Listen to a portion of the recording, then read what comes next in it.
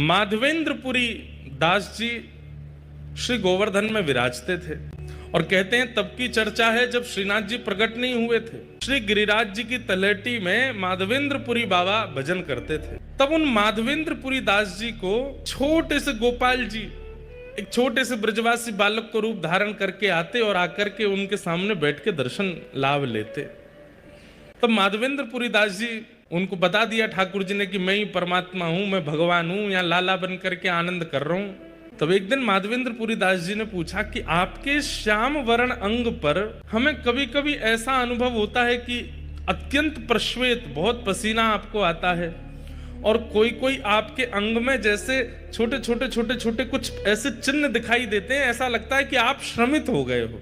तो श्रीनाथ जी बोले, मैं आ गिरिराज पर्वत में विराजूं भीतर, दोपहरिया में बहुत जोर से धूप पड़े और वह धूप के कारण मुझको बहुत जोर से गर्मी लगे, मेरे सर्वांगीण अंग में बड़ी उष्णता है जाए, कहीं कहीं छाले पड़ जाएं, मैं जोर से जल जाऊं।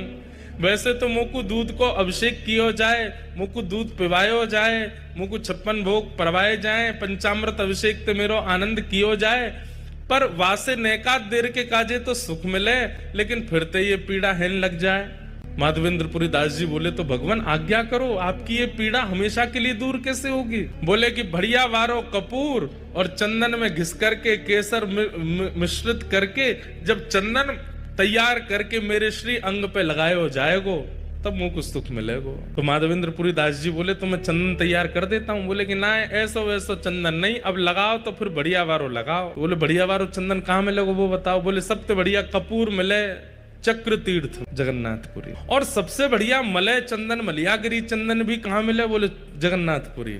और बोले वहां मेरो एक स्वरूप है, वह स्वरूप को रोज चंदन लागी हुए, रोज चंदन लगाए हो जाए।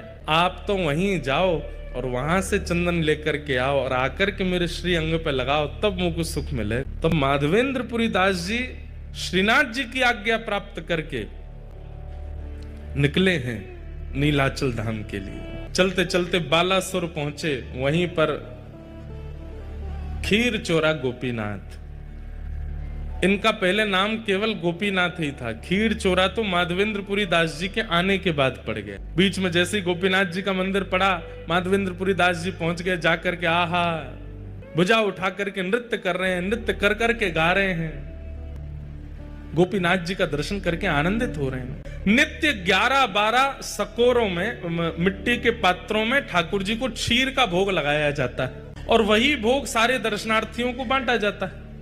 लेकिन माधवेंद्र जी अकिंचन दूर खड़े थे, सब में बट गया, लेकिन माधवेंद्र जी को नहीं प्राप्त हो पाया। आप 3-4 दिन से भूखे प्यासे और थे और आपका एक स्वभाव और था, भूख लगेगी प्यास लगेगी लेकिन मांगेंगे नहीं, कोई स्वयं दे जाए तो छोड़ेंगे नहीं तो पालेंगे।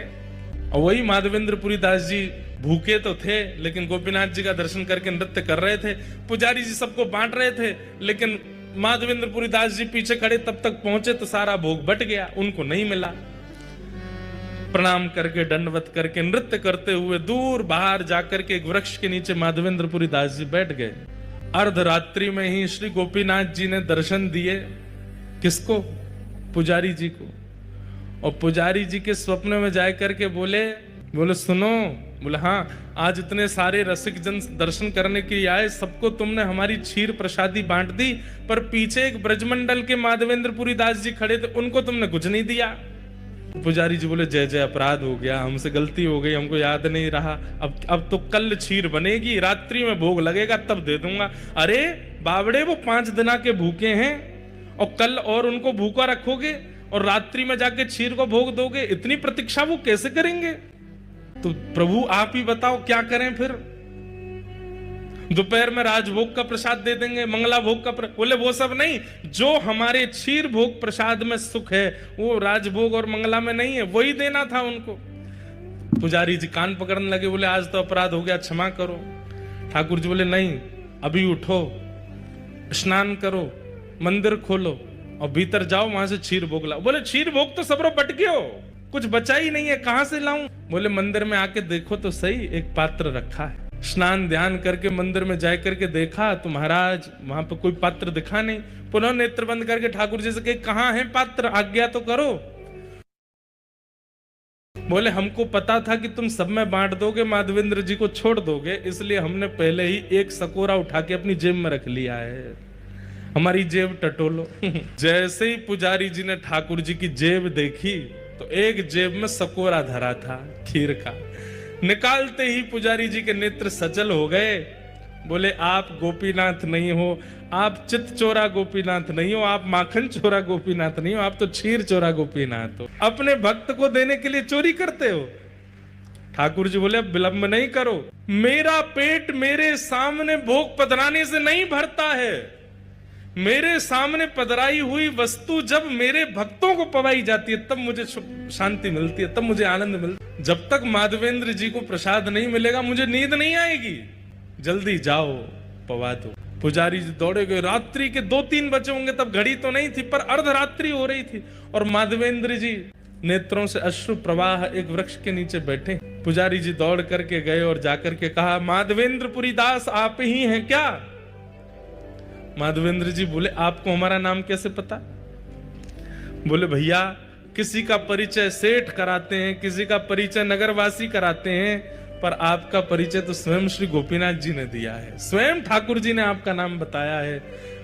माधवेंद्र जी बोले वो मेरा नाम जानते हैं? बोले जी उन्होंने ही आपका नाम बताया। और आपको खीर भोग नहीं मिला था आज? बोले नहीं मिल पाया था, आपने सब में बांट दिया, हम तक पहुंच ही नहीं पाए। बोले लो ठाकुर जी ने आपके लिए खीर, और पूरी वृत्तांत बताया कि ठाकुर जी ने अपनी जेब में छुपा करके रखी आपको देने के लिए। आहा, माधवेंद्रपुरी दास जी तो वहीं नृत्य करने लगे, रुदन करने लगे, अश्रुपात होने लगा नेत्रों से। हाँ गोपीनाथ, प्राण गोपीनाथ, जीवन गोपीनाथ कहकर के रोने लगे खीर भोग पर। और ये कथा जब प्रातःकाल होते पूरे नगर में प्रसिद्ध हुई, नगर के बाद प्रांत में प्रसिद्ध हुई और पूरे भारत में प्रसिद्धि हो गई और ठाकुर जी का नाम बदल गया, खीर चोरा गोपीनाथ। उससे पहले त्रेता से लेकर के द्वापर तक वे केवल गोपीनाथ थे, लेकिन माधवेंद्रपुरी दास जी के आते उनका नाम क्षीर चोरा गोपीनाथ पड़ गया। बोलो क्षीर चोरा गोपीनाथ की। माधवेंद्रपुरी दास जी जब यहाँ से कपूर चंदन लेकर के गए, घिस करके श्रीनाथ जी को अर्पित करवाया और बोले फिर अकेले श्रीनाथ जी को ही क्यों लगा मैं, तो फिर गोपीनाथ जी वृंदावन में, गोविंद देव जी, मदन मोहन जी, राधा रमन जी, सब जगह वो चंदन वितरण किया। और तब से आज तक हमारे सब श्री कृष्ण तीर्थों में चंदन यात्रा होती है, चंदन उत्सव होता है। अक्षय तृतीया को ठाकुर जी को चंदन पधराया जाता है।